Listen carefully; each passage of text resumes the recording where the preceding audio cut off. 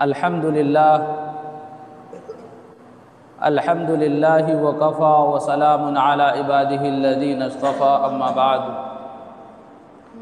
فاعوذ باللہ من الشیطان الرجیم بسم اللہ الرحمن الرحیم انما الخمر والمیسر والانصاب والازلام رجس من عمل الشیطان فاجتنبوه لعلکم تفلحون صدق اللہ العظیم۔ قال النبی صلی اللہ علیہ وسلم کل مسکر حرام او کما قال علیہ الصلاۃ والتسلیم۔ میرے محترم بھائیوں اور دوستوں، موجودہ دور کی حالات کے پیش نظر مناسب معلوم ہوتا ہے کہ نشہ کیا چیز ہے اور نشہ آور چیزوں کا شریعت میں کیا حکم ہے بیان کیا جائے، اس لیے کہ ہر دور کی کوئی نہ کوئی سازش، کوئی نہ کوئی پلاننگ رہی ہے، اور بغیر سازش اور پلاننگ کے دشمن کو زہر کرنا ناممکن سا معلوم ہوتا ہے، بلکہ ناممکن ہے۔ دشمن جب اپنے دشمن کو ہرانے کی ٹھانتا ہے تو پلاننگ کرتا ہے، سازشیں کرتا ہے، اس کے تحت اس کو ہرا دیتا ہے۔ اگر مد مقابل میں اس کی کوششیں ہوں یا اس سے بچاؤ کی تدبیریں ہوں تو پھر اگر ہرا نہ پائے تو وہ اس سے جیت بھی نہیں پاتا ہے۔ اس وقت کی صورتحال یہ ہے کہ چاروں طرف سے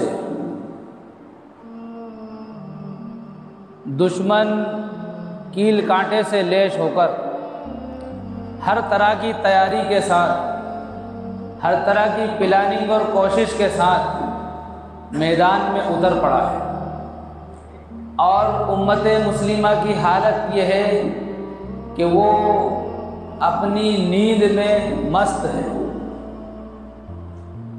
اور اس پلاننگ کو اور اس سازش کو جو اس امت کے ایمان کو اغوا کرنے کے لیے کی گئی ہے سمجھ نہیں پایا ہے۔ اور پلاننگ اگر پرانی تاریخ کے اعتبار سے دیکھا جائے تو سب سے بڑی پلاننگ، سب سے بڑی سازش ہے، اور وہ کیا ہے؟ وہ یہ ہے کہ کوئی ایک طریقہ نہیں، کوئی ایک عمل ایسا نہیں ہے جس کے ذریعے سے بچنے کا کوئی راستہ ہو۔ ایک راستہ ہے، اور وہ راستہ ہے محمد الرسول اللہ صلی اللہ علیہ وسلم کی پیاری شریعت۔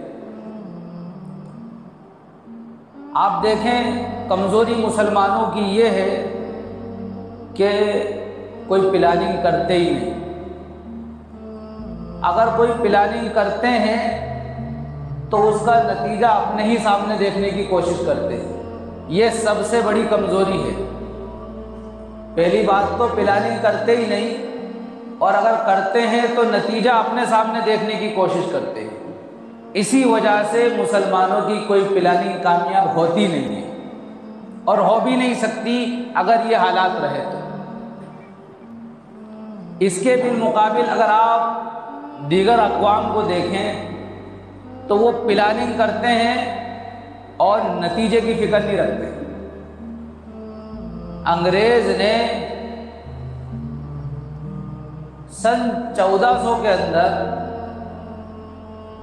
جو ہے ہندوستان کا دورہ کیا تھا، یا غالباً سن 1600 کے اندر ہندوستان کا دورہ کیا تھا، جس کا سرخیل اور سرغنہ واسکو ڈی گاما تھا۔ اب یہ مان لیجئے کہ 1600 کے اندر یہ دورہ کر کے گئے، اور اسی وقت ایک پلاننگ کی انہوں نے، اور وہ یہ تھی کہ ہندوستان بڑا سنہرا ملک ہے، بڑا خوبصورت ملک ہے، یہ سونے کی چڑیا ہے، اور اس نے اپنی لاٹھی ماری اور کہا کہ اس سونے کی چڑیا پر قبضہ کرنا ہے۔ کب؟ سن 1600 کے اندر. اور پلاننگ کرنے کے بعد سن 1601 میں وہ آئے ہندوستان. میرے ذہن میں وہ تاریخ نکل رہی ہے، 1601 میں ہندوستان آئے، یہ بات تو پکی ہے. اور 1857 کے اندر ہندوستان کے لال قلعے پہ انہوں نے اپنا پرچم لہرا دیا. آپ غور کرو کہ 1601 میں آئے اور 1857 میں انہوں نے اپنا پرچم ہندوستان کے لال قلعے پر لہرا دیا. کتنے سال لگے ہندوستان میں حکومت تک پہنچنے کے لیے؟ 258 سال. اتنے ہی لگے نا. 258 سال میں وہ ہندوستان کی کرسی پر بیٹھے. 258 سال لگ گئے. پلاننگ کرنے والا واسکو ڈی گاما تو کب کا ہی مر گیا. لیکن یہ طاقت ہے دیگر اقوام کی جس کی وجہ سے وہ کامیاب ہوتے ہیں. پلاننگ کرنے والے نے پلاننگ اس لیے نہیں کی تھی کہ میں کرسی پر بیٹھوں گا. اس نے پلاننگ اس لیے کی تھی کہ ہم یعنی ہمارا ملک، ہماری قوم، ہماری سوسائٹی جو ہے اس ملک پر راج کرے گی. یہ پلاننگ تھی اس کی. اس لیے وہ ہندوستان پر قابض ہوئے اور 1857 کی جنگ میں سب کو جو لیڈران تھے اکثر و بیشتر کا صفایا کر دیا. 1857 کی جنگ کے اندر اتنے لوگ مارے گئے اور شہید ہوئے کہ مختلف تاریخ نگاروں نے مختلف باتیں لکھی ہیں. 55,000 علماء شہید ہوئے تھے. 55,000 علماء. یہ حالت تھی کہ گاؤں میں، شہروں میں کوئی جنازے کی نماز پڑھانے والا نہیں ملتا تھا. کسی کا انتقال ہو جاتا تو دیکھتے تھے کہ کوئی ہے نماز پڑھانے والا یا نہیں ہے. نہیں ملتا تو قریب کے گاؤں میں جاتے، وہاں بھی نہیں ملتا اس کے قریب کے گاؤں میں جاتے. کوئی جنازے کی نماز پڑھانے والا نہیں ملتا. اس لیے کہ سب 1857 کی جنگ میں شہید ہو گئے. علماء نے پھر اس دور اندیشی کو محسوس کیا اور اس حالت کو دیکھا، خطرناکی کو دیکھا کہ اگر ہم نے فکر نہیں لی اور امت کے ایمان کو بچانے کے لیے کوئی تدبیر نہیں اپنائی تو پھر اس ملک میں کوئی بھی ایمان والا نہیں بچے گا. اس لیے کہ ایمان اور ایمان والا جبھی بچتا ہے جبکہ وہ کسی تحریک سے، کسی تنظیم سے جڑا ہوا ہو. تو علماء نے اس بات کو دیکھتے ہوئے 1866 کے اندر دارالعلوم دیوبند کی بنیاد رکھی. پھر وہاں سے جو ہے پورے ہندوستان میں دین کی ایک فضا چلی اور اللہ کا شکر ہے آج پورے ملک میں کئی سارے مدارس، مکاتب اور مساجد ہیں. میں بتانا یہ چاہ رہا ہوں کہ علماء ہی کو کیوں نشانہ بنایا انہوں نے. وجہ یہ ہے کہ یہ جب تک علماء رہیں گے ان کے اندر ایمان رہے گا اور ایمان کے ساتھ جوش بھی ہوتا ہے، جذبات بھی ہوتے ہیں. اور اگر ایمان نہ ہو تو نہ جوش ہوگا نہ جذبات ہوں گے. یہ ایسا ہی ہے کہ بغیر انجن کے ٹرین چل رہی ہے جس کو دھکا دے کر چلانا پڑے گا، اور دھکا دینے کی طاقت زیادہ دیر کام نہیں آتی. دھکا دینے والے بھی تھک جاتے ہیں. اس لیے انجن کو ہی ختم کر دو، جڑ کو کاٹ دو تاکہ درخت خود بخود سوکھ جاتا ہے. اس لیے علماء کو نشانہ بنایا. اور باقاعدہ پارلیمنٹ میں کھڑے ہو کر ایک انگریز نے یہ کہا، جس کو تاریخ لکھنے والوں نے یہ بات لکھی ہے. تاریخ فرشتہ ایک کتاب ہے جو بڑی جامع کتاب ہے، اس کے اندر یہ لکھا ہے کہ انگریز نے کہا کہ بتاؤ وہ کون سی طاقت تھی جس نے ہمیں یہاں کرسی تک پہنچنے کے لیے اتنا ٹائم لگایا. کون سی رکاوٹ تھی جس کی وجہ سے ہم یہاں تک پہنچنے میں اتنا پریشان ہوئے کہ 258 سال لگ گئے. تو اس انگریز نے کہا یہی ٹوپی والے تھے جنہوں نے ہمیں یہاں تک پہنچنے نہیں دیا۔ بہرحال پھر حالات آئے اور 1947 کے اندر ملک آزاد ہوا۔ 1947 جو آپ جانتے ہیں اور سنتے رہتے ہیں۔ مجھے بتانا یہ ہے کہ یہ حالات ہندوستان میں آئے اور اس کے بعد سے مسلمان سنبھل نہیں پائے۔ مسلمان سمجھ نہیں پائے اس لیے کہ حالات کو دوسرا رخ دے دیا گیا، اس لیے کہ پہلے مسلمان کی حکومت تھی، مسلمان ماحول تھا اور کسی نہ کسی حد تک اسلام پر عمل کرنے والے بھی موجود تھے۔ آپ خود اندازہ لگا سکتے ہیں کہ ٹیپو سلطان شہید رحمت اللہ علیہ جو میسور کی نہیں بلکہ پورے ہندوستان کی ایک شان تھے، 100 لوگوں پر اکیلے بھاری تھے۔ جب حضرت ٹیپو سلطان رحمت اللہ علیہ شہید ہوئے تو 3 دن تک ان کی لاش پڑی رہی، 3 دن تک ان کی لاش پڑی رہی۔ انگریز جو اپنے آپ کو بڑا انٹیلیجنٹ سمجھتے ہیں اور مانتے ہیں، ہمت نہیں کر رہے تھے کہ قریب جائے۔ ان کو یہ ڈر تھا کہ پتہ نہیں یہ مرا بھی ہے کہ نہیں مرا ہے۔ 3 دن تک ان کی لاش پڑی رہی۔ جب اطمینان ہو گیا کہ نہیں یہ جا چکے، پھر ان کی لاش کو اٹھایا گیا۔ اور کیسے وہ شہید ہوئے یہ بھی آپ جانتے ہیں۔ اس لیے کسی کہنے والے نے کیا ہی خوب کہا ہے کہ جب تک امت میں میر جعفر اور میر صادق رہیں گے کبھی قوم آگے نہیں بڑھے گی۔ اور آج بھی بہت سارے میر جعفر اور میر صادق ہمارے پاس میں مل جائیں گے۔ یہی وجہ ہے کہ آج قوم پیچھے ہے، آگے نہیں بڑھ پا رہی ہے۔ تو غور کرو یہ ساری بات سننے کے بعد کہ پلاننگ کیسی ہونا چاہیے اور اس پر عمل کیسے ہونا چاہیے۔ ہم لوگ پلاننگ کرتے ہیں تو سوچتے ہیں کہ میرے سامنے نتیجہ آنا چاہیے، جس سلسلے کی پلاننگ کی ہے اس کا نتیجہ ہمارے سامنے ہو۔ جیسے کہ بارات میں اگر کوئی انسان یہ سوچ لے کہ یار ایک ہی انسان کو سہرا باندھا ہے، ہم سب کو بننا چاہیے، پھر بارات کیا ہے، دولہے اور باراتیوں کی کوئی تمیز نہیں رہ جائے گی، کوئی فرق واقعی نہیں رہے گا کہ کون دولہا ہے اور کون باراتی ہے۔ لیکن یہ سوچو آپ کہ نکاح تو دولہے کا ہی ہوگا، بھلی تم سہرا بھی باندھ لو اور ہار بھی پہن لو۔ ایسے ہی میرے بھائیوں ہر انسان آگے بڑھنا چاہ رہا، ہر انسان چاہ رہا میری واہ واہ ہو جائے، میری شہرت ہو جائے، میرے بارے میں لوگوں کو یہ پتہ چلے کہ میں اتنا بڑا ہوں اور میں نے یہ کام کیا وہ کام کیا۔ تو اس سے کیا ہوگا؟ صرف ہم اپنی بڑاس اور اپنا من سمجھا سکتے ہیں۔ نکاح اسی کا ہوگا، یعنی اللہ کی طرف سے نوازا وہی جائے گا جس کی محنت ہے، جس کی قربانیاں ہیں، جس کا اخلاص ہے۔ تو پلاننگ دور اندیشی کے ساتھ ہو، حکمت عملی کے ساتھ ہو اور سنجیدگی کے ساتھ ہو اور جلدی بازی اس کے اندر نہ ہو، اس میں اطمینان ہو۔ ہم یہ نہ سوچیں کہ میں نے محنت کی، میں بغیر تاج کے جا رہا ہوں، یہ نہ سوچیں۔ یہ سوچیں کہ میرے نبی کی کیا تعلیم ہے اس میں۔ نبی اکرم صلی اللہ علیہ وسلم ایک بڑے مشن کو لے کر آئے، اتنا بڑا مشن کہ پوری دنیا تک اور قیامت تک کے آنے والے انسانوں کے لیے آپ کو پیغمبر بنایا، پوری دنیا کے لیے اور قیامت تک کے آنے والے انسانوں کے لیے آپ کو نبی بنایا۔ کتنا بڑا کام تھا۔ اور عمر کتنی تھی؟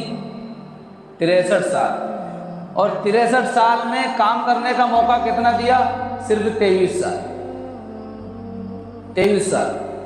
لیکن آپ دیکھو کس طرح اپنے صحابہ کی تربیت فرما رہے ہیں۔ تربیت کا انداز یہ ہے کہ ایک وقت آئے گا کہ پوری دنیا میں محمد الرسول اللہ کا کلمہ پڑھا جائے گا صلی اللہ علیہ وسلم۔ کیا فرمایا آپ نے کہ میرا لایا ہوا دین ہر کچے پکے گھر میں داخل ہوگا، میرا دین جہاں تک سورج جاتا ہے وہاں تک جائے گا، جہاں تک چاند جاتا ہے وہاں تک میرا دین جائے گا۔ کیا پیغام دیا کہ میں جو مشن کو لے کر آیا ہوں تمہیں آگے بڑھانا ہے۔ اور ہم لوگوں کی کوشش کیا ہے؟ مثال کے طور پر گردہ کھیڑی میں ہم نے کام شروع کیا، چلے کی جماعت نکالنا ہے، 8 دن کا ہمیں ٹائم ملا ہے، جماعت تیار ہو گئی یا نہیں ہوئی، یا امید ہے کہ ہو جائے گی؟ ہم یہ چاہ رہے ہیں کہ ہمارے سر ہی اس کا سہرا بندھے، ہمارے سر ہی اس کا جو نام ہو کہ ہم نے محنت کر کے ایک جماعت نکال دی۔ اور یہ ایسا گاؤں ہے مثال کے طور پر کہ یہاں سے کبھی جماعت نہیں نکلی، پہلے انسان ہیں ہم کہ ہم نے جماعت نکالی۔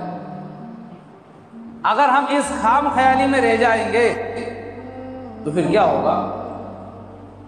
پھر کام آگے نہیں بڑھے گا، رک جائے گا۔ ہم یہ سوچ لیں کہ ہم نے اگر ایک انسان کو سمجھا دیا تو وہ ہمارے دھن کو آگے بڑھائے گا، وہ ہمارے کام کو لے کر چلے گا۔ تو یہ نبوی فکر ہے، نبوی مزاج ہے، یہ ہے نہج نبوت، کہ پلاننگ کی، اور پلاننگ اللہ کی پلاننگ، کہ اللہ تعالیٰ نے آپ کو پوری کائنات کے لیے رسول بنا کر بھیجا، پوری کائنات کے لیے نبی بنا کر بھیجا، اور چند عرصے کا آپ کو موقع دیا۔ 23 سال کے موقع میں آپ نے جو ہے محنت کی، جزیرۃ العرب کے اکثر علاقوں میں جو ہے دین پہنچ چکا تھا۔ مصر، ایران اور یمن یہ تو نبی کی وفات کے بعد فتح ہوئے ہیں، نبی کی وفات کے بعد یہ بڑے بڑے ملک فتح ہوئے ہیں۔ قیصر و کسریٰ نبی کی وفات کے بعد فتح ہوئے، بشارتیں دی ہیں آپ نے، حوصلہ بڑھایا ہے، ہمتیں بڑھائی ہیں، اور ہم یہ ہمتیں توڑ دیتے ہیں۔ اب تو میں مر رہا ہوں، اب تم کیا کرو گے؟ تم تو کام کو سنبھال ہی نہیں پاؤ گے۔ بس یہ جو میں ہے یہ قوم کو آگے نہیں بڑھنے دے رہی۔ ہم وہ حوصلہ اپنی قوم کے اندر، اپنے جوانوں کے اندر پیدا کریں جس سے امنگیں بڑھتی ہیں، جذبات بڑھتے ہیں، ایمان ابھرتا ہے، ایمان کو جلا ملتی ہے، اور یہ بغیر اتحاد کے ممکن نہیں ہے۔ اس شاعر نے کہا متحد ہو تو بدل ڈالو نظام گلشن، متحد ہو تو بدل ڈالو نظام گلشن، اور منتشر ہو تو مرو شور مچاتے کیوں ہو۔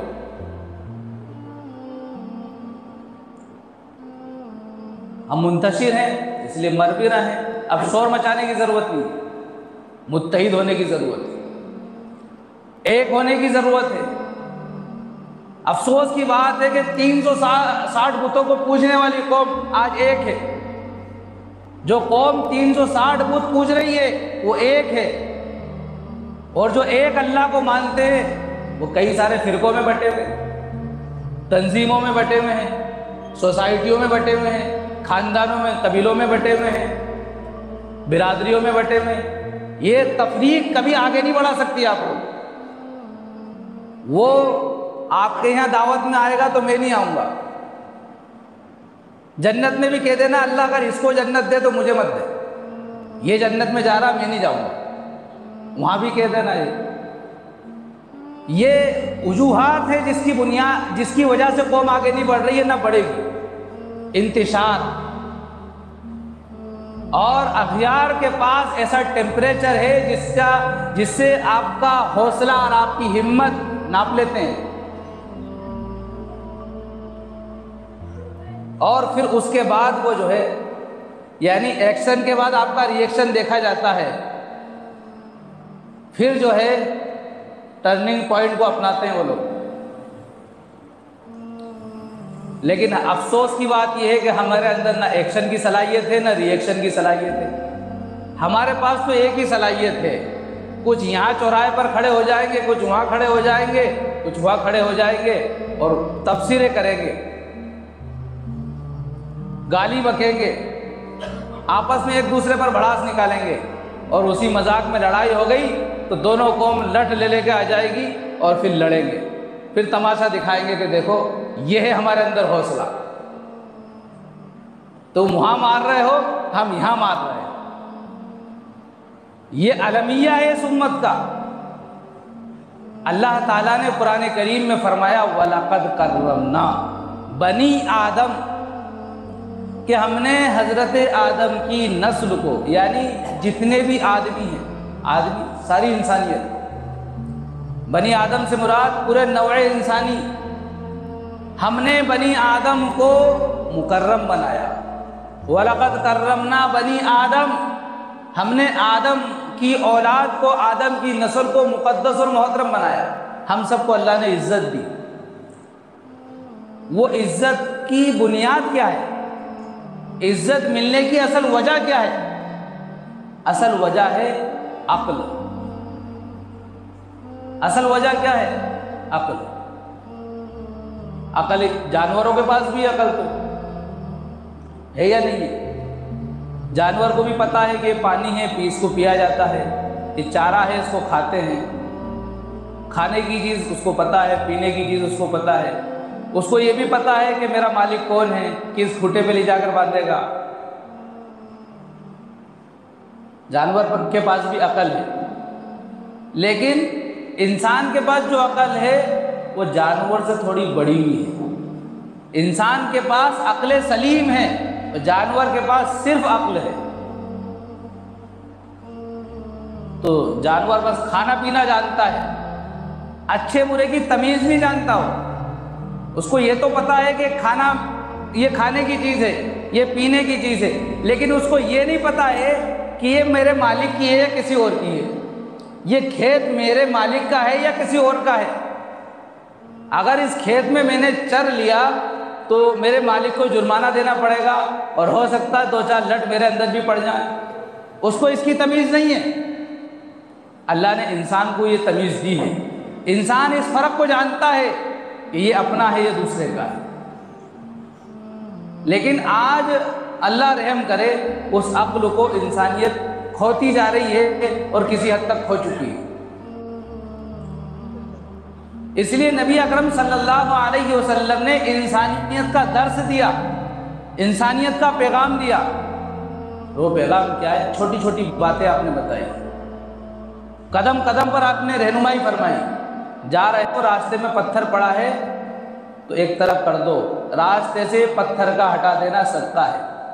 ایک حدیث میں فرمایا ایمان کی 70 سے زیادہ شاخیں ہیں، اور سب سے افضل شاخ لا الہ الا اللہ کا پڑھنا ہے، اور سب سے ادنا شاخ راستے سے تکلیف دینے والی چیز کا ہٹا دینا ہے۔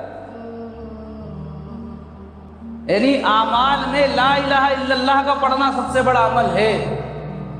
لا الہ الا اللہ کو پڑھ کر اللہ تعالیٰ نے جو احکام دیے ہیں ان کو مان لینا، اس کے مطابق زندگی گزارنا، یہ سب سے بڑا عمل ہے۔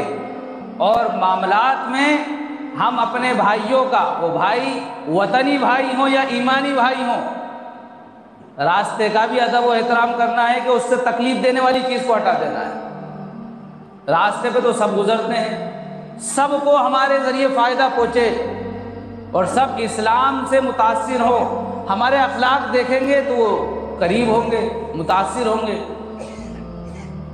لیکن ہم لوگوں کا مزاج کیا ہے؟ اگر کوئی بڑا کانٹا پڑا ہے تو اس کو پھان کے چلے جائیں گے، جس طرح جانور لوگ جاتے ہیں نا پھان کے چلے جاتے، اسی طرح انسان بھی پھان کے چلا جائے گا، اس کو ہٹانے کی کوشش نہیں کرے گا۔ اگر 2-4 لوگ مل کر اس کو ہٹا دیں تو سب کے لیے راستہ صاف ہے۔ مان لو کوئی نالی ہے جہاں سے سب لوگ گزرتے ہیں، سب کو پریشانی ہوتی ہے، سب جو ہے پھلانگ کر جاتے ہیں، لیکن اگر تھوڑی انسانیت کی بات اگر دکھائیں تو اسی نالی کو جو ہے صحیح کروا دیں، پائپ لگوا دیں، کچھ بھی انسانیت کے ناطے کام کرے، سب کے لیے راستہ آسان ہو جائے۔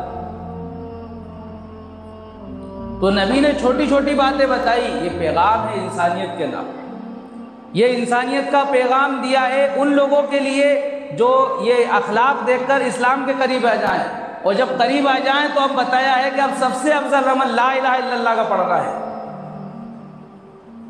تو بھائیو، انسانیت کے اعتبار سے بھی بہت ہماری سوسائٹی، ہمارا معاشرہ گر چکا ہے۔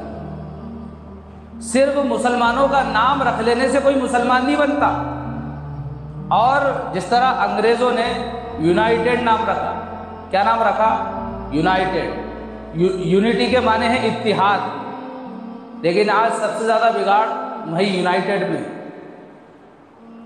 تو یونائٹڈ نام رکھنے سے یونٹی نہیں پیدا ہوتی ہے، اور مسلمانوں کا نام رکھنے سے کوئی مسلمان نہیں بنتا ہے۔ حیات علی نام رکھنے سے کوئی ہمیشہ زندہ نہیں رہتا ہے۔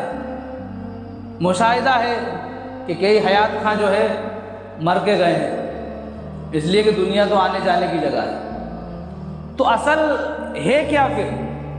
اصل وہ پیغام ہے جو نبی اکرم صلی اللہ علیہ وسلم لے کر آئے، اور اس پیغام کے نتیجے میں ہمیں اپنی ذات سے لے کر پوری انسانیت تک جو ہے اس پیغام کو پہنچانا۔ اور اس دور میں جو رکاوٹیں آ رہی ہیں وہ اسی پیغام کو روکنے کے لیے آ رہی ہیں، اور اس کے لیے سب سے جو خطرناک اس دور کا ہتھیار ہے اس کو اپنایا جا رہا ہے، اور وہ کیا ہے؟ وہ ہے نشہ۔ وہ کیا ہے؟ نشہ ہے۔ اس لیے نبی نے فرمایا کلو مسکرن حرام، جس چیز سے نشہ پیدا ہوتا ہے اس کا ذرہ بھی حرام ہے اور زیادہ بھی حرام ہے۔ ایک گھونٹ شراب بھی حرام ہے اور ایک بوتل بھی حرام ہے، لیکن آج سے زیادہ کسی صدی میں، کسی زمانے میں شراب کو پھیلانے کی اور شراب کو مجموعی طور پر حلال کرنے کی کوششیں جتنی اس دور میں ہو رہی ہیں کسی دور میں نہیں۔ اس لیے کہ جب شراب پی جائے گی تو بے حیائی پھیلے گی، اور بے حیائی جو ہے جرائم کروائے گی، گناہوں میں ملوث کرے گی۔ آج غیروں کا تو کیا کہنا، خود ہماری قوم کے لوگ مسلمان جو ہے شراب جیسی مہلک وبا میں جو ہے مبتلا ہے۔ یہ شراب ایک ایسا مرض ہے جو ایمان سے بھی ہاتھ دھلوا دے گا اور جان سے بھی ہاتھ دھلوا دے گا۔ زیادہ تر 50% جرائم جو ہے شراب کی وجہ سے ہوتے ہیں، شراب کی وجہ سے۔ اور مسلمان تو اعتراض کر رہا ہے کہ قرآن میں کہاں لکھا بتاؤ شراب حرام ہے۔ اللہ تعالیٰ نے، یہ بہت سمجھنے کی بات ہے، غور سے سنیں گے تو ہی سمجھ میں آئے گی۔ اللہ تعالیٰ نے شراب کو ایک دم حرام نہیں کیا، بلکہ دھیرے دھیرے آہستہ آہستہ شراب کو حرام کیا ہے۔ صحابہ کرام نے پوچھا شراب کے بارے میں تو فرمایا اللہ تعالیٰ نے قرآن کریم میں وَمِن ثَمَرَاتِ النَّخِيلِ وَالْأَعْنَابِ تَتَّخِذُونَ مِنْهُ سَكَرًا وَرِزْقًا حَسَنًا، کہ انگور اور کھجور یہ دو ایسے پھل ہیں کہ اس کو تم رزق کے طور پر بھی استعمال کرتے ہو اور شراب کے لیے بھی استعمال کرتے ہو، لیکن یہ جو شراب والی روزی ہے یہ بری روزی ہے، اور یہ جو ہے رزق کے طور پر تم انگور اور کھجور کو استعمال کرتے ہو یہ اچھی روزی ہے، اس کو بیچو، اس کو کھاؤ۔ اب یہ نہیں کہا کہ شراب حرام ہے۔ اب انگور اور کھجور کے ذریعے شراب بنائی جاتی ہے، اشارہ دے دیا کہ اس سے جو بنائی جانے والی چیزیں وہ سب کیا ہے؟ بری ہیں، ابھی حرام کا حکم نہیں آیا۔ پھر بعد میں صحابہ کرام نے پھر جو ہے نبی اکرم صلی اللہ علیہ وسلم سے عرض کیا کہ یا رسول اللہ، ہم دیکھتے ہیں کہ شراب کے ذریعے ہمارا مال بھی ضائع ہوتا ہے اور ہماری عقل بھی ضائع ہو رہی ہے۔ تو پھر اللہ تعالیٰ نے آیت نازل فرمائی یا ایھا الذین آمنوا لا تقربوا الصلاۃ وانتم سکارا، کہ جب تم نشے کی حالت میں رہو تو نماز کے قریب بھی مت جاؤ۔ جب تم نشے کی حالت میں رہو تو نماز کے قریب بھی مت جاؤ۔ ایک امام صاحب نماز پڑھا رہے تھے، نشے کی حالت میں تھے، نماز پڑھائی، 4 رکعت کی 5 پڑھا دی، اور پھر پوچھا کہ اور پڑھاؤں؟ 4 کی 5 پڑھا دی اور پوچھا کہ اور پڑھاؤں؟ تو اللہ تعالیٰ نے حکم نازل فرما دیا کہ نہیں، اب جو ہے شراب اگر پی لو تو نماز کے قریب مت جاؤ۔ ابھی بھی حرام نہیں کیا، لیکن حضرت عمر رضی اللہ تعالیٰ عنہ نے اللہ تعالیٰ سے دعا کی۔ کیا دعا کی؟ اللہم بین لنا فی الخمر شافعا بیانا شافعا، اللہم بین لنا فی الخمر بیانا شافعا، اے اللہ ہمارے لیے شراب کے سلسلے میں کوئی واضح حکم نازل فرما دے۔ تو پھر اللہ تعالیٰ نے ایک اور آیت نازل فرمائی کچھ دنوں کے بعد، وہ آیت یہ تھی یسألونک عن الخمر والمیسر قل فیہما اثم کبیر۔ اللہ تعالیٰ نے فرمایا اے نبی صلی اللہ علیہ وسلم، صحابہ آپ سے پوچھتے ہیں شراب کے بارے میں تو آپ کہہ دیجئے اثم کبیر، قل فیہما اثم کبیر، اس میں بہت بڑا گناہ ہے، اکبر الکبائر ہے یہ۔ اور حدیث میں فرمایا کہ یہ ام الفواحش ہے اور اکبر الکبائر ہے، کبیرہ گناہوں میں سب سے بڑا گناہ شراب کا پینا، اس لیے کہ شراب تمام گناہوں کی جڑ ہے، اور فرمایا ام الفواحش ہے یعنی تمام بے حیائیوں کی جڑ ہے، بے حیائی یہیں سے شروع ہوتی ہے۔ اور آگے فرمایا وَمَنَافِعُ لِلنَّاسِ، اس میں تھوڑا سا نفع بھی ہے۔ شراب اور جوا دونوں میں بڑا گناہ ہے لیکن تھوڑا سا نفع بھی ہے۔ وہ نفع کیا ہے؟ دنیا میں تھوڑا سا نفع ہے اور مرتے ہی ہمیشہ کا عذاب ہے۔ تھوڑا سا نفع ہے، صرف تھوڑا سا، اور ہمیشہ کا عذاب آخرت میں ہے، اور دنیا میں بھی جو ہے اس عذاب کی تاثیر انسان محسوس کرتا ہے۔ تو یہ اللہ تعالیٰ نے فرما دیا کہ اس میں نفع تھوڑا سا ہے لیکن گناہ بہت زیادہ ہے، اس کا نقصان بہت زیادہ ہے۔ تو پھر اللہ تعالیٰ نے جو صحابہ کرام کی فکر دیکھی، پھر صحابہ کرام آئے، کہا کہ کوئی واضح حکم نہیں آیا۔ ایک فکر تھی صحابہ کرام کو، نبی اکرم صلی اللہ علیہ وسلم نے فرما دیا کہ لوگوں، اللہ تعالیٰ کا یہ حکم آیا ہے شراب کے بارے میں کہ شراب میں اور جوئے میں بہت بڑا گناہ ہے، اس میں تھوڑا سا فائدہ ہے اور بہت بڑا گناہ ہے۔ وَإِثْمُهُمَا كَبِيرٌ، اور وَمَنَافِعُ لِلنَّاسِ وَإِثْمُهُمَا أَكْبَرُ مِن نَّفْعِهِمَا، کہ نفع کم ہے اور نقصان بہت زیادہ ہے۔ ایک تو یہ ہے کہ گناہ کر کے اللہ کو ناراض کر رہا ہے، دوسرا یہ ہے کہ بس تھوڑا سا فائدہ ہے کہ ٹینشن میں پی لی تو کچھ دیر کے لیے انسان کا غم ہلکا ہو جائے گا، لیکن اس سے اندر کے جو سسٹم ڈھیلے ہو جائیں گے، انسان کے پرزے ڈھیلے ہو جائیں گے، وہ کتنا بڑا نقصان ہے کہ انسان کی صحت متاثر ہو جاتی، بیماریاں انسان کے جسم میں گھر کر لیتی ہیں۔ تو اس لیے یہ فائدہ کم ہے، نقصان زیادہ ہے۔ تو فرمایا کہ ایسا حکم اللہ تعالیٰ نے نازل فرمایا ہے، اور اب مجھے ایسا لگ رہا ہے کہ عنقریب شراب کی حرمت کا اعلان ہونے والا ہے، اس لیے اب جو لوگ شراب کا کاروبار کرتے ہیں وہ رک جائیں، کہیں ایسا نہ ہو کہ ایک دم سے شراب کا حکم نازل ہو جائے اور پھر تمہاری جو پونجی ہے وہ برباد ہو جائے، تمہیں نقصان ہو۔ بہرحال اس دور کا تو ماحول یہ تھا کہ جس کے پاس سب سے زیادہ پرانی شراب ہو وہ سب سے بڑا جو ہے اچھا آدمی اور مالدار آدمی سمجھا جاتا تھا۔ ابھی حکم نہیں آیا، پھر کچھ دنوں کے بعد اللہ تعالیٰ نے واضح الفاظ میں یہ فرما دیا انما الخمر والمیسر والانصاب والازلام رجس من عمل الشیطان فاجتنبوه لعلکم تفلحون، کہ انسانوں سن لو، شراب، جوا اور یہ پانسے کے تیر نکالنا یہ سب شیطانی عمل ہے، رجس من عمل الشیطان فاجتنبوه، اس سے بچو، اس سے بچو گے لعلکم تفلحون تو اللہ تعالیٰ تمہیں کامیاب کر دے گا۔ یہ حکم نازل ہو گیا۔ حضرت انس رضی اللہ تعالیٰ عنہ فرماتے ہیں کہ میرے سوتیلے والد حضرت طلحہ رضی اللہ تعالیٰ عنہ کی مجلس لگی ہوئی تھی اور میں شراب پلا رہا تھا، اس لیے کہ میں بچہ تھا۔ اچانک میرے کانوں میں یہ آیت پڑی انما الخمر والمیسر والانصاب والازلام رجس من عمل الشیطان، میں نے فوراً اپنے ابا جو سوتیلے ابا تھے حضرت طلحہ رضی اللہ تعالیٰ عنہ کو بتائی، تو جو گھوٹ تھا اس کو نکال دیا اور جو ہاتھ میں تھی اس کو پھینک دیا۔ جیسے ہی کانوں میں آواز پڑی کہ نبی نے اللہ کی طرف سے یہ اعلان کر دیا کہ شراب حرام ہے، قرآن کی آیت نازل ہو گئی، اب جو ہاتھ میں تھا پھینک دیا۔ لکھا ہے کتابوں میں کہ مدینے کی گلیوں میں ایسے شراب بہہ رہی تھی جیسے بارش میں پانی بہتا ہے، شراب حرام ہو گئی، یہاں تک کہ صحابہ نے پیٹ میں جو چلی گئی تھی اس کو کہہ کر کے نکال دیا، اور جو انتظار میں تھے حضرت عمر رضی اللہ تعالیٰ عنہ جیسے صحابی کہہ رہے تھے انتہینا انتہینا، ہم نے چھوڑ دیا، ہم نے چھوڑ دیا، اب شراب جیسا عمل ہم نے چھوڑ دیا۔ کیسے خوش ہوئے، خوشی کا اظہار کیا اور شراب کو چھوڑ دیا، ہمیشہ کے لیے چھوڑ دیا۔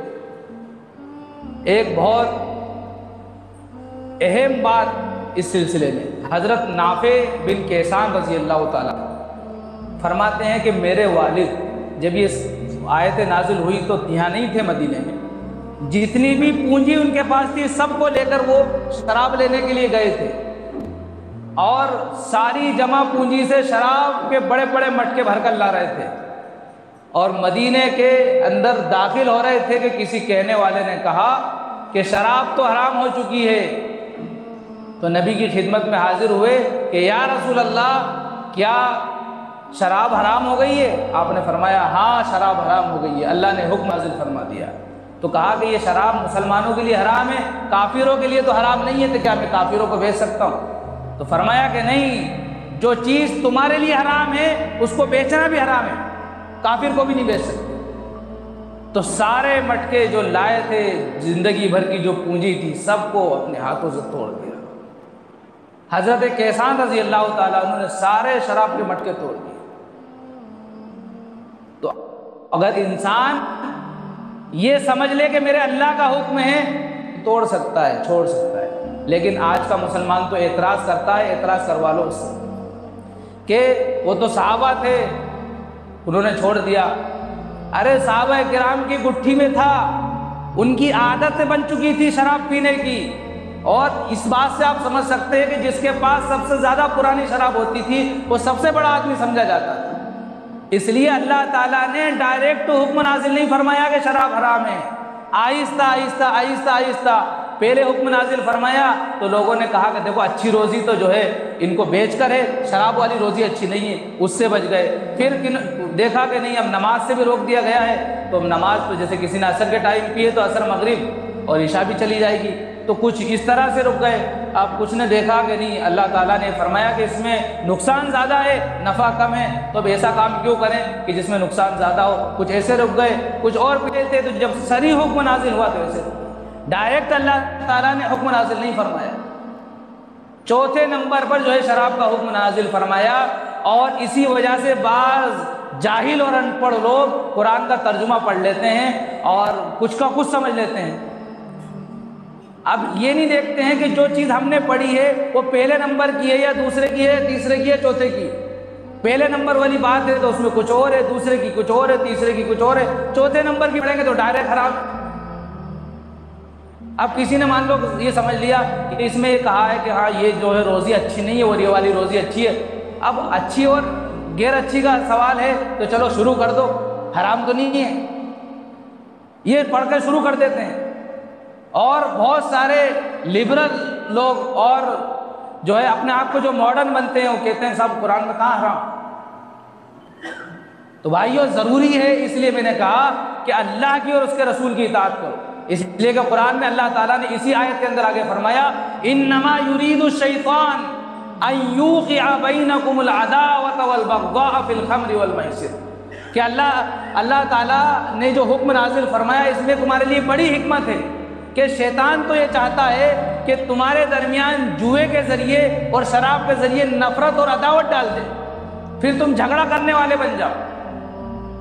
ان یوقع بینکم العداوۃ والبغضاء فی الخمر والمیسر، تو جوا اور شراب یہ بنیادی دو ایسی چیزیں ہیں جس کے ذریعے لڑائی اور فتنہ فساد جو ہے آپس میں رونما ہوتے ہیں۔ اور میں شراب کی صرف جو ہے مذمت بتا رہا ہوں، اس کے بہت سارے جو نقصانات ہیں وہ نہیں بتا رہا ہوں، اس لیے کہ اتنا وقت کہاں ہے آپ لوگوں کے پاس، میرے پاس تو ہے اللہ کا شکر، آپ کے پاس نہیں ہے۔ تو بڑی خطرناک جو ہے وعیدات اس کے سلسلے میں نازل ہوئی ہیں، بڑی خطرناک۔ اور آپ آج سے لے کر تو نبی اکرم صلی اللہ علیہ وسلم کے زمانے تک کے واقعات آپ پڑھ لیجئے کہ جنہوں نے اس حکم کو اپنایا تو اللہ تعالیٰ نے ان کے لیے جو ہے راستے کھول دیے، اور جنہوں نے جو ہے مذاق اڑایا، تمسخر کیا یا جو ہے سستی اور کاہلی سے کام لیا، اللہ تعالیٰ نے دنیا میں عذاب کا مزہ چکھایا ہے۔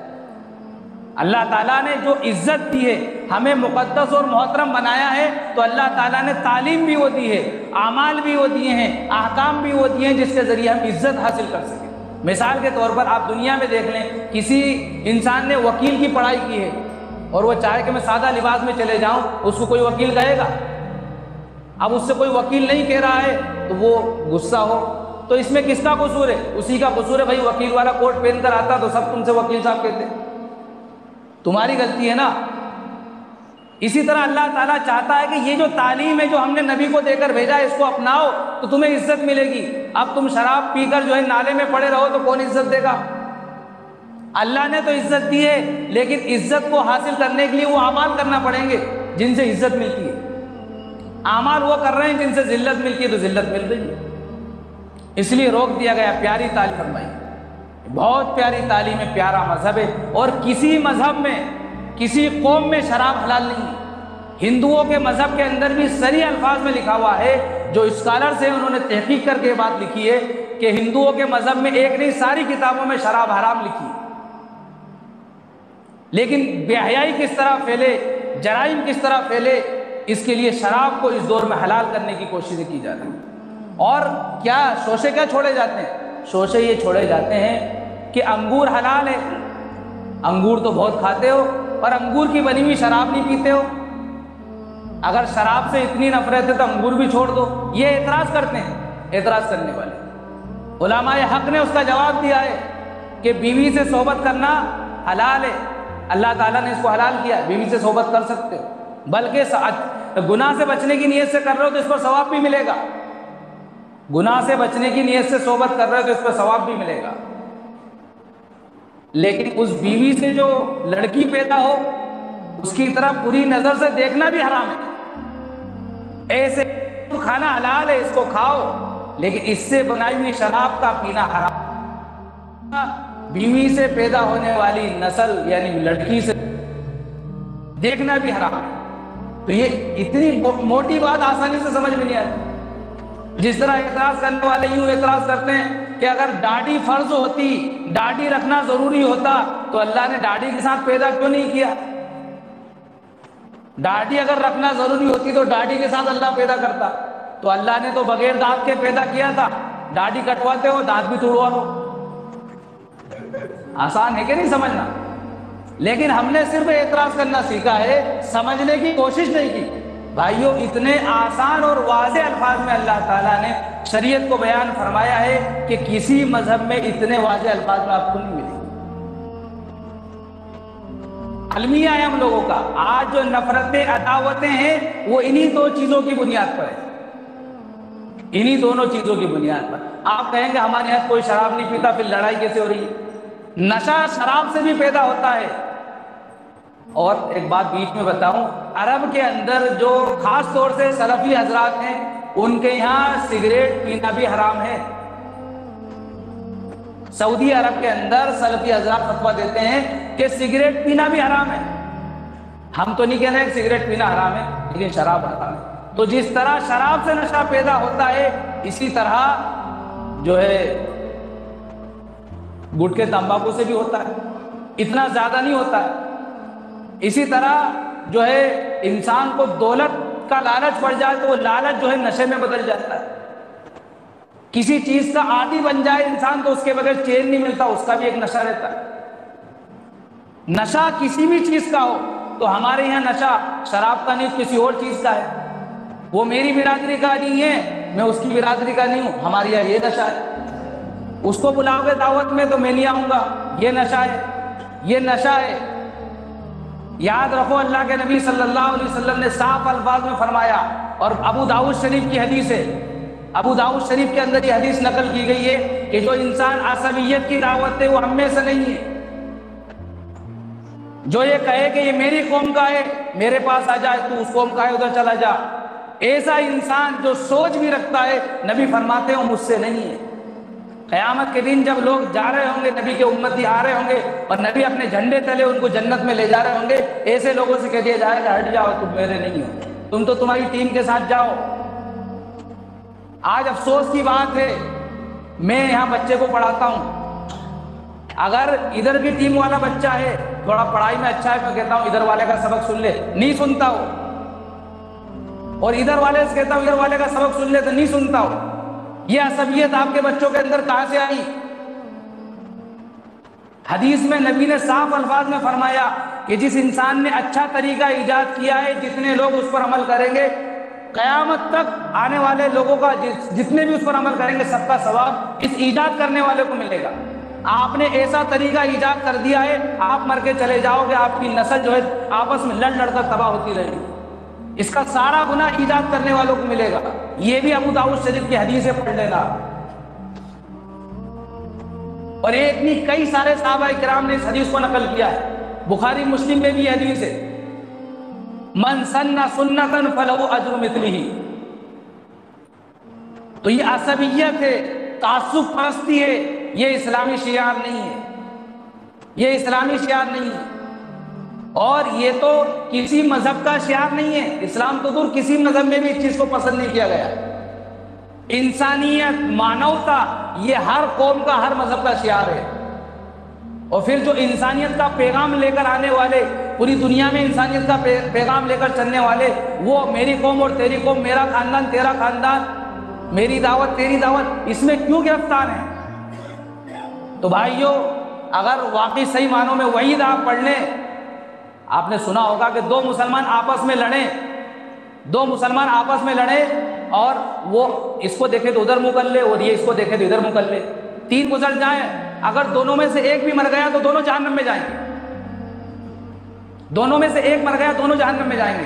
لیکن ہمارے یہاں کا حال یہ ہے کہ ہوٹل پہ ساتھ ناشتہ کریں گے، ساتھ میں چائے پئیں گے، ایک دوسرے کی گاڑی پر بیٹھ کے جائیں گے، لیکن جہاں مسجد کا یا کوئی شادی بیاہ کا کوئی خصوصی تقریب کا معاملہ آئے گا تو وہ ہماری ٹیم کا ہے، اس کو بلائیں گے، وہ ہماری ٹیم کا نہیں بلائیں گے۔ ارے مسلمان ہو تو مسلمانوں کی طرح ہمیں رہنا چاہیے کہ نہیں؟ لیکن بھائیوں، علماء نے اور نبی نے اور ہر ایک دین کی فکر رکھنے والے نے اس پر بڑا خطرناک اٹیک کیا ہے۔ آج جو قوم تباہ ہو رہی ہے اس کی بنیادی وجہ یہی ہے۔ اللہ تعالیٰ نے قرآن میں فرمایا اطیعوا اللہ و اطیعوا الرسول، اللہ کی اور اس کے رسول کی اطاعت کرو، ولا تنازعوا، آپس میں لڑو مت، ولا تنازعوا، آپس میں مت لڑو، اگر لڑو گے فتفشلوا وتذهب ريحكم، لڑو گے تو تمہاری ہوا اکھڑ جائے گی، تم میں بزدلی داخل ہو جائے گی۔ آج قوم بزدلی کا شکار ہے، وجہ کیا ہے؟ آپس میں لڑ رہے ہیں۔ گزشتہ ہفتے لڑائی ہوئی تھی، اسی لیے مجھے چڑ ہو رہی ہے آپ لوگوں کی۔ بتاؤ، یہی تو کوشش اور پلاننگ ہے ان کی، امت کو علماء سے دور کر دو۔ جب ان کو نیٹ ورک ہی نہیں ملے گا تو فون بھی نہیں لگے گا۔ بھائیو، عصبیت، اپنے آپ کو مٹا دینا۔ صحابہ کرام، شراب ان کے اندر بالکل ایسی تھی کہ روٹی کے بغیر تو رہ سکتے ہیں لیکن شراب کے بغیر نہیں رہ سکتے۔ ایسی بڑی بڑی محفلوں کے ایجاد کرنے والے، برسوں پرانی شراب کے رکھنے والے، اور ایسے خطرناک لوگ کہ کوئی حکومت کرنا پسند نہیں کرتا تھا۔ لیکن جب نبی کا فرمان کہ شراب حرام ہے، اللہ کی طرف سے فرمان آیا، نبی نے کیا، اب جو اندر تھی اس کو بھی نکال دیا، اندر تھی اس کو بھی نکال دیا۔ تو ہمیں شراب کا نشہ نہیں ہے، لیکن ہمیں عصبیت کا نشہ ہے۔ میرے لیے نہیں، اپنے آپ کے لیے نہیں، اللہ کے لیے اس فتنے کو دبا دو۔ یہ فتنہ آگے والی نسل تک نہیں جانا چاہیے۔ اگر یہ فتنہ آگے والی نسل تک گیا تو بھائیو بڑے خراب حالات ہوں گے۔ ایک بہت بڑے مفکر اس دور کے، انہوں نے کہا ہے کہ بھائیو، اگر تم نے اپنے ایمان کو نہیں بچایا، تمہاری نسل کا ایمان بچ جائے، اس کی کوئی گارنٹی نہیں ہے۔ ہمارے بچے ہمیں عملی طور پر دیکھنا چاہتے ہیں۔ ہم نماز نہیں پڑھتے، ہفتے کی، مہینے کی، جب بھی دل چاہتا پڑھ لیتے ہیں، پابندی والی نماز ہم نہیں پڑھتے ہیں، اور زیادہ بھلائی والے اعمال بھی نہیں کرتے ہیں، اللہ کے راستے میں کوئی زیادہ خرچی بھی نہیں کرتے، جماعت میں بھی بہت زیادہ نہیں نکلتے۔ کم سے کم یہ تو کر لیں کہ ہم مسلمان بن کر رہیں، آپس میں محبت سے رہیں، پیار سے رہیں، ایک دوسرے کی غلطی کو چھپا دیں، دبا دیں۔ جس طرح نبی نے فرمایا کہ مسلمان ایسا ہے ایک جسم کی طرح، کہ کسی ایک عضو میں بخار ہوتا ہے تو پورا جسم گرمی محسوس کرتا ہے، ایسے ہی پوری قوم ہونا چاہیے کہ ایک انسان کو تکلیف ہو پوری قوم تڑپ اٹھے۔ جب ہم اپنے آپ کو نبی کی تعلیم کے نیچے دبا دیں گے تو بھائیو اللہ آسان کر دے گا۔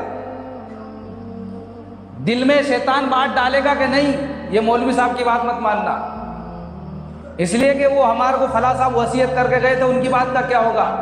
بھائیو، وصیت کر کے جانے والا بھی جو ہے گناہ میں ہے۔ چاہو تو آپ اللہ سے دعا کر کے ان کو دیکھ سکتے ہو کہ کس حالت میں ہے، اللہ دکھا دے گا۔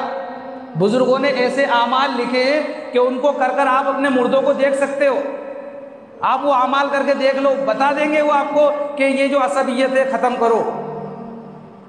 عصبیت نبی کا شعار نہیں ہے، تعصب پرستی اسلامی شعار نہیں ہے، محبت کا پیغام دیتا ہے اسلام۔ نبی ایک یہودی کے انتظار میں 3 دن تک کھڑے رہے، آپ نے سنا ہے کہ نہیں سنا؟ جب آپ قضائے حاجت کے لیے جاتے تو کسی کو کھڑا کرتے تو کہتے کہ فلاں آدمی آئے گا، اور وہ پوچھے تو کہتے نا کہ بیت الخلا گئے ہیں یا پیشاب کے لیے گئے ہیں۔ ایک غیر کے ساتھ یہ برتاؤ تھا نبی کا، جب یہ اخلاق دیکھے تو وہ مسلمان ہو گیا۔ ایسے ایک نہیں درجنوں واقعات ہیں نبی کے، صحابہ کے واقعات ہیں۔ اس لیے عصبیت کو ختم کرو، میری تیری والی بات ختم کرو، ہماری والی بات کرو کہ ہم سب ایک ہیں۔ ایک اللہ کو مانتے ہیں، ایک قرآن کو مانتے ہیں۔ علامہ اقبال نے اس لیے اس امت کا درد رویا ہے کہ یوں تو تم سید بھی ہو، مغل بھی ہو، پٹھان بھی ہو، بتاؤ تو صحیح ذرا تم مسلمان بھی ہو۔ اس لیے میرے بھائیوں، اگر صحیح معنوں میں ہم نے اسلام کو اپنایا تو دنیا ہمارے سامنے سرنڈر کر دے گی۔ دنیا جو ہے ایمان کا، اسلام کا لوہا مانتی ہے، انسان کا نہیں مانتی ہے۔ ایک بہت اہم بات بتا کر بات ختم کروں گا کہ اللہ تعالیٰ نے اس امت کو نفع پہنچانے کے لیے بھیجا ہے، اور نفع بتایا کہ بھلائی کا حکم کرو، برائی سے روکو، ایک اللہ پر ایمان رکھو۔ یہ فائدہ ہے، فائدہ پہنچانے کے لیے بھیجا ہے ہمیں، اور فائدہ یہ ہے بھلائی کا حکم کرو، برائی سے روکو، اللہ پر ایمان رکھو۔ ہم نے فائدہ نہیں پہنچایا، فائدہ کس نے پہنچایا؟ فائدہ یورپ نے پہنچایا، مغربی سامراجیت نے پہنچایا۔ وہ فائدہ کیا ہے؟ ان کا فائدہ الگ ہے اور ہمارا فائدہ الگ ہے۔ مغرب نے جو فائدہ پوری دنیا کو پہنچایا وہ ٹیکنالوجی کا فائدہ ہے، موبائل دے دیے، کمپیوٹر دے دیے، نئے نئے جو ہے ایجادات رونما ہو گئی، طرح طرح کی چیزیں جو ہے ایجاد کر دی۔ یہ ساری چیزیں مغرب نے دی ہیں، تو مغرب کو سب لوگ مانتے ہیں، یورپ کو سب مانتے ہیں، اس لیے کہ سارے نئے آلات یورپ سے آ رہے ہیں۔ دنیاوی فائدہ مغربی ممالک والوں نے پہنچایا تو سب مان رہے ہیں۔ وہی مغرب جس نے دنیا کو ٹیکنالوجی کا فائدہ دیا، وہی مغرب آج نیند کو ترس رہا ہے، روحانی فائدہ تلاش کر رہا ہے۔ اس امت کے پاس تو وہ روحانی فائدہ ہے جو مغرب کو بھی دے سکتا ہے، لیکن افسوس ہے کہ عصبیت کی آگ میں ہم ایسے جلے کہ اس روحانی اور ایمانی فائدے سے ہم خود خالی ہیں۔ آج ہمارے نوجوانوں کو دین نہیں آ رہی ہے، اس لیے کہ ناجائز محبت ہو گئی۔ تو بھائیوں، اس روحانی فائدہ، وہ ایمانی فائدہ ہم پوری دنیا کو دے سکتے ہیں۔ پوری دنیا جو ہے منتظر ہے اس روحانی فائدے کی۔ نیند کی گولیاں کھانے کے بعد بھی گوروں کو نیند نہیں آ رہی ہے، اس لیے یہاں سے جو جماعتیں جاتی ہیں وہاں جا کر محنت کرتی ہیں تو وہ ایک مرتبہ میں کئی لوگ جو ہے اسلام کے تلے آ رہے ہیں، اسلام کے جھنڈے تلے آ رہے ہیں، اسلام کو ایکسیپٹ کر رہے ہیں۔ اس لیے ہم فائدہ پہنچانے والے بنیں گے تو خلاصہ یہ ہے کہ جس نے دنیاوی فائدہ پہنچایا آج پوری دنیا اس کو تسلیم کرتی ہے، اور وہ بھی روحانی فائدے کی منتظر ہے، تلاش میں ہے۔ اگر ہم اس روحانی فائدے کو پوری دنیا تک پہنچا دیں تو پھر اللہ تعالیٰ وہ عزت، وہ شان و شوکت ہمیں بھی عطا کرے گا۔ اور کیوں نہ کرے گا؟ اس لیے کہ اللہ نے خود فرمایا ہے وَلَا تَهِنُوا وَلَا تَحْزَنُوا وَأَنْتُمُ الْأَعْلَوْنَ إِن كُنتُم مُّؤْمِنِينَ۔ ڈرو مت، گھبراؤ، غم اور ٹینشن میں مت رہو۔ اگر صحیح معنوں میں ایمان والے ہو، سب سے بلند تم ہی رہو گے، سب سے بلند اور سب سے اعلیٰ تم ہی رہو گے۔ اس لیے میرے بھائیوں، اور اس بات پر اگر عمل کر لیا جائے تو پوری دنیا میں، پورے ملک میں نہیں، پوری دنیا میں امن قائم ہو سکتا ہے۔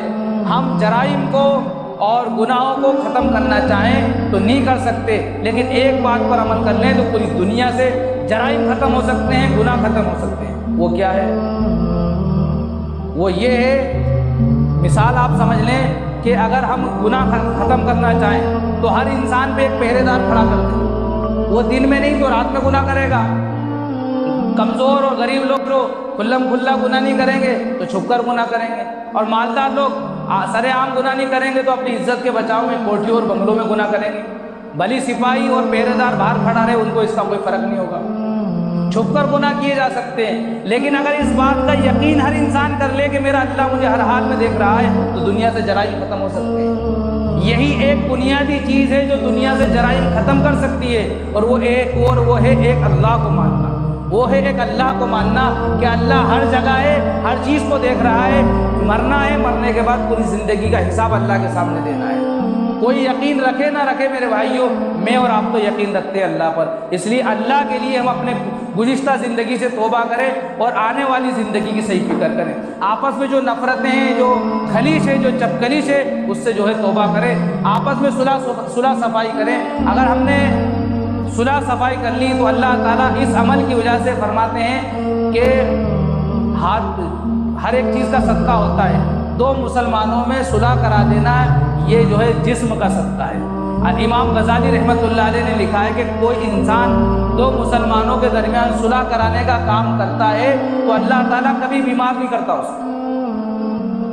امام غزالی رحمۃ اللہ علیہ نے لکھا ہے کہ جو انسان دو مسلمانوں میں صلح کراتا ہے وہ کبھی بیمار نہیں ہوتا، اس لیے کہ دو مسلمانوں میں صلح کرانا یہ جان کا صدقہ ہے، اور جو جان کا صدقہ دے رہا ہوتا ہے اس کو کوئی بیماری نہیں آتی، اس لیے صلح کرائیں اور تمام بیماریوں سے ہم بچ سکتے ہیں۔ اللہ تعالیٰ عمل کی توفیق عطا فرمائے، آمین۔ وآخر دعوانا الحمدللہ۔